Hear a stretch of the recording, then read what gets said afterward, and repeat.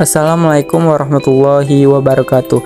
Perkenalkan, nama saya Rafli Agustian, NIM 2030207092, kelas pendidikan biologi, dosen pembimbing Ibu Qurratul Aini MPD.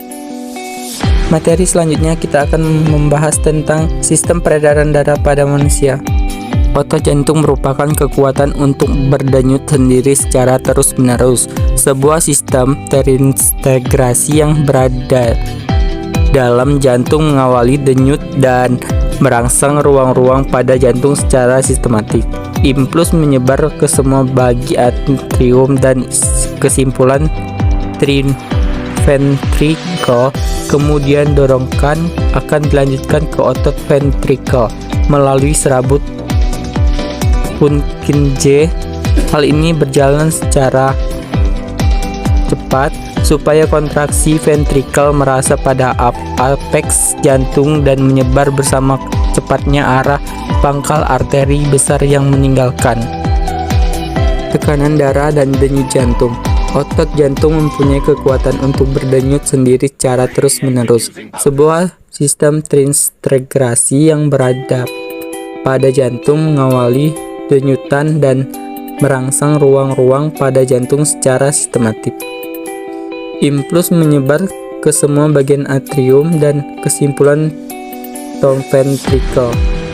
Menjelaskan perbedaan tekanan darah sistolik dan tekanan darah diastolik. 1. Tekanan darah sistolik adalah tekanan darah saat jantung berdetak dan memompa darah. 2. Tekanan diastolik adalah tekanan darah saat jantung beristirahat di antara detakan. Kecepatan jantung di dalam keadaan sehat berbeda-beda, terpengaruh oleh aktivitas, makanan, pekerjaan, keadaan, emosi, dan juga umur. Kecepatan normal denyut jantung pada bayi lebih kurang 140 kali per menit. Denyut jantung ini tambah mengalami penurunan bersama pertambahan umur. Pada orang dewasa, kuantitas denyut jantung lebih kurang 70-80 per menit. Sistem peredaran darah adalah bagian dari sistem peredaran darah yang mengedarkan darah ke seluruh bagian tubuh manusia. Pembuluh ini mengedarkan sel-sel darah, nutrisi dan oksigen ke jaringan tubuh serta mengangkut limbah dan karbon dioksida untuk mengeluarkan dari tubuh. Pembuluh darah sangat penting bagi kelangsungan hidup karena semua jaringan tubuh bergantung kepadanya. Terdapat 5 jenis pembuluh darah, yaitu arteri yang membawa darah dari jantung, arteriol, pembuluh kapiler, tempat terjadinya pertukaran air dan bahan-bahan kimia antara darah dengan jaringan tubuh, venula, serta vena yang membawa darah pembuluh kapiler kembali ke jantung. Sebutkan macam-macam pembuluh darah. 1. Pembuluh darah arteri. Pembuluh darah arteri adalah pembuluh darah yang membawa darah meninggalkan atau keluar jantung. Arteri condong terdapat agak lebih dalam di jaringan badan. 2. Pembuluh darah balik atau vena adalah pembuluh darah yang mengangkut darah menuju ke jantung. Pembuluh balik terdiri atas 3 lapisan seperti pembuluh arteri. Dari susunan dalam ke arah luar adalah endotel atau otot polos dan jaringan elastis serta jaringan ikat fibrosa. 3. Pembuluh kapiler. Pembuluh kapiler merupakan pembuluh yang menghubungkan ujung pembuluh nadi terkecil dengan ujung pembuluh balik.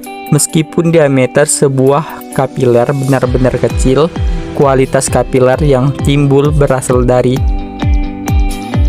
sebuah arteriol tergolong sebesar supaya keseluruhan daerah syaratnya melintang yang tersedia untuk aliran darah meningkat. Pengertian pembuluh darah nadi atau arteri. Pembuluh darah arteri adalah pembuluh darah yang membawa darah meninggalkan atau keluar jantung.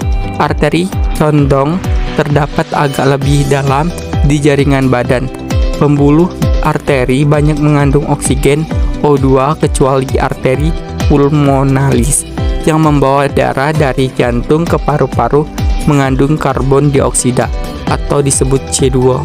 Pengertian pembuluh darah balik atau vena. Pembuluh darah balik atau vena adalah pembuluh darah yang mengangkut darah menuju ke jantung. Pembuluh balik terdiri atas 3 lapisan seperti pembuluh arteri.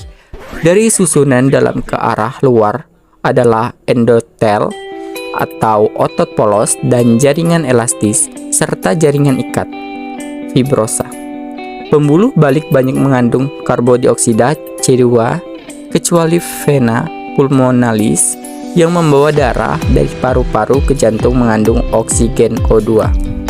Sekian dari video tadi, telah dijelaskan. Terima kasih sudah menonton. Apabila ada kesalahan, saya mohon maaf. Kepada Allah saya mohon ampun. Wabillahi taufiq wal hidayah. Wassalamualaikum warahmatullahi wabarakatuh.